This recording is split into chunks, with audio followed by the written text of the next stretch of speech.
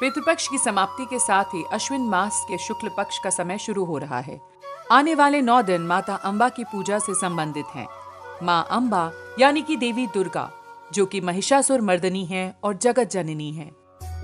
वह समय जब देवी माँ अपने भक्तों के घर पधारती हैं, उनका हाल जानती हैं और अपनी कृपा का पात्र बना लेती हैं। वैसे तो देवी का वाहन सिंह है, लेकिन यह तभी उनका वाहन है जब वे युद्धरत होती हैं। भक्तों के पास आने के लिए माँ भगवती अलग अलग वाहनों का चुनाव करती हैं। इस बार गुरुवार से शुरू हो रही है नवरात्रि और इस बार देवी डोली पर सवार होकर आ रही हैं।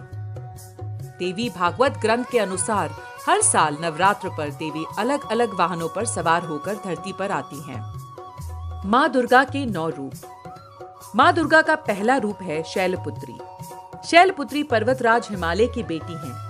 इन्हें करुणा और ममता की देवी माना जाता है।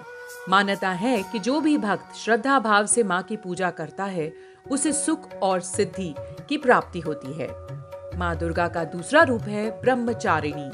मान्यता है कि इनकी पूजा करने से यश, सिद्धि और सर्वत्र विजय की प्राप्ति होती है।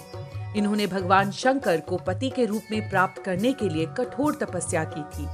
माँ दुर्गा का यह रूप भक्तों और साधकों को अनंत कोटि फल प्रदान करने वाली है। माँ दुर्गा का तीसरा रूप है चंद्रघंटा। मान्यता है कि शेर पर सवार माँ चंद्रघंटा की पूजा करने से भक्तों के कष्ट हमेशा के लिए खत्म हो जाते हैं। इन्हें पूजने से मन को शक्ति और वीरता मिलती है। कुष्मांडा। चतुर्थी के दिन माँ कुष्मांडा की आराधना की जाती है। इनकी उपासना से सिद्धियों, निधियों को प्राप्त कर समस्त रोग शोक दूर होकर आयु व यश में वृद्धि होती है। सकंद माता। नवरात्रि का 5वां दिन सकंद माता की उपासना का दिन होता है। मोक्ष के द्वार खोलने वाली माता परम सुखदायी हैं। माँ अपने भक्तों की समस्त इच्छाओं की पूर्ति करती हैं। कात्यायनी। माँ का 6वां रूप कात्यायनी है। छठे दिन इनकी पूजा अर्चना की जाती है। इनके पूजन से अद्भुत शक्ति का संचार होता है। कात्यायनी साधक को दुश्मनों का संहार करने में सक्षम बनाती हैं। इनका ध्यान गोधूली बेला में करना होता है। काल रात्रि। नवरात्रि की सप्तमी के दिन माँ कालरात्रि की आराधना का विधान है। इनकी पूजा अर्चना करने से सभी पापों से मुक्ति मिलती है व दुश्मनों का नाश होता है और तेज बढ़ता है। महागौरी। देवी का 8वां रूप माँ गौरी है। इनका अष्टमी के दिन पूजन का विधान है।